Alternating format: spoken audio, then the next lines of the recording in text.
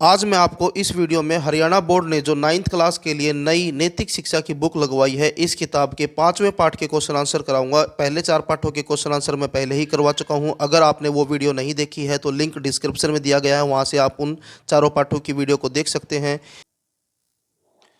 Class 9th पाठ 5वां और जो नाम है पाठ का वो है ज्ञान सभी को चाहिए। तो पहला क्वेश्चन देखिए इसका, विनोबा भावे गीता के संबंध में क्या विचार हैं। तो आंसर देखिए इसका, विनोबा भावे के गीता के संबंध में विचार हैं कि उनका शरीर माँ के दूध पर जितना पला है उससे कहीं अधिक मेरा हृदय और बुद्धि दोनों गीता के दूध से पोषित हुए हैं।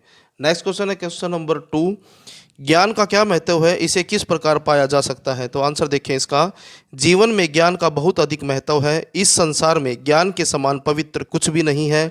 ज्ञान के बिना मुक्ति असंभव है। योग सिद्धि पाकर व्यक्ति अपने मन में स्वयं ही इसे पा लेता है। नेक्स्ट क्वेश्चन है क्वेश्चन नंबर 3, शारीरिक कमियों के विषय में अष्टावर्क के क्या विचार थे। तो आंसर देखें, शारीरिक कमियों के बारे में अष्टावर्क के विचार थे कि शरीर आत्मा के वस्त्र की तरह है। जिस प्रकार फटे पुराने वस्त्र मनुष्य को आगे बढ़ने से नहीं रोक सकते, उसी प्रकार शारीरिक कमियां भी बाधक नहीं बन सकती। इसी कारण वह अपनी शारीरिक कमियों से चिंतित नहीं था। नेक्स्ट क्वेश्चन है क्वेश्चन नंबर 4, राजा जनक की सभा विद्वानों की सभा थी या नहीं, तर्क द्वारा स्पष्ट करो। आंसर देखें, पाठ में जिस प्रकार से राजा जनक की सभा को प्रस्तुत किया गया है उस सभा को विद्वानों की सभा नहीं कहा जा सकता। राजा की सभा ने अष्टावर्क की शारीरिक कमियों को देखकर ठहाके लगाए थे, जो किसी भी दृष्टि से उचित नहीं था। स्वयं राजा जनक ने भी इस बात को महसूस करते हुए अपनी सभा की ओर से अष्टावर्क से क्षमा मांगी थी।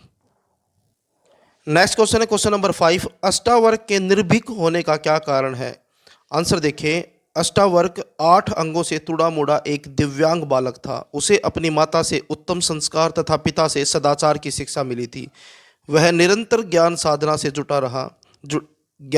में जुटा रहता था। इसी कारण वह निर्भीक हो गया था। नेक्स्ट क्वेश्चन देखें क्वेश्चन नंबर 6, राजा जनक के मन में चर्मकारों की सभा वाली युक्ति क्यों खटक रही थी। आंसर देखें, राजा जनक अपने सभासदों द्वारा अष्टावर्क का उपहास उड़ाए जाने की बात से खिन्न थे, यानी कि शर्मिंदा थे, जिसके कारण अष्टावर्क ने राजा जनक की सभा को चर्मकारों की सभा कहा था। चर्मकारों का मतलब होता है जो चमड़े का काम करते हों।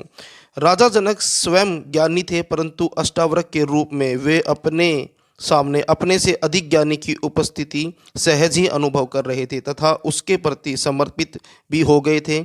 इसी कारण अपने से अधिक ज्ञानी से मिली प्रताड़ना के रूप में चर्मकारों की सभा वाली उक्ति उन्हें खटक रही थी। नेक्स्ट क्वेश्चन है क्वेश्चन नंबर 7, शिव संकल्प युक्त मन से क्या अभिप्राय है। आंसर देखिए, शिव संकल्प युक्त मन से अभिप्राय ऐसे मन से है जिसमें सबका कल्याण करने वाले संकल्प भरे हों। नेक्स्ट क्वेश्चन है क्वेश्चन नंबर 8, राजा जनक ने अनेक विद्वानों को बंदी क्यों बनाया था, वह बाद में उन्हें क्यों मुक्त कर दिया। तो आंसर देखिए, राजा जनक ने घोषणा करवाई थी कि जो विद्वान उन्हें ज्ञानोपदेश यानी कि उपदेश देकर ज्ञान का उपदेश देकर संतुष्ट कर देगा उसे अपना आधा राज्य और बहुत सा धन देंगे।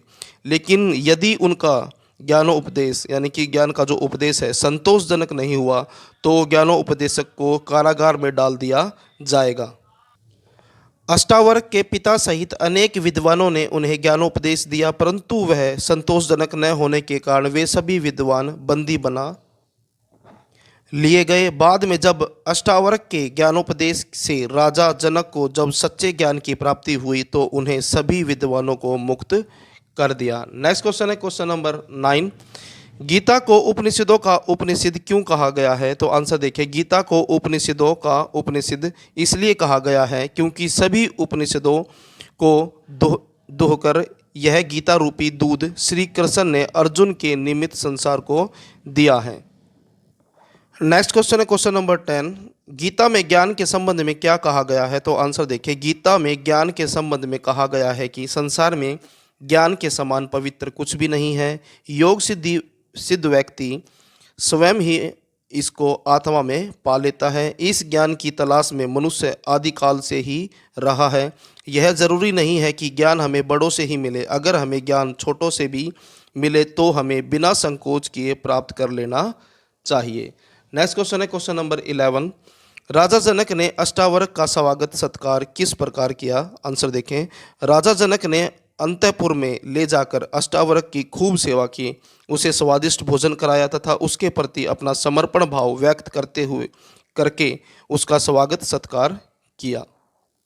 यहाँ से एमसीक्यू वाले क्वेश्चन शुरू हो जाते हैं। पहला क्वेश्चन है, निम्नलिखित में से किसे उपनिषदों का भी उपनिषद कहा गया है? तो इसका आंसर है गीता। नेक्स्ट क्वेश्चन है क्वेश्चन नंबर 2। निम्नलिखित में से किस महापुरुष का हृदय एवं बुद्धि गीता के दूध से पोषित हुए हैं? तो इसका आंसर है विनोबा भावे।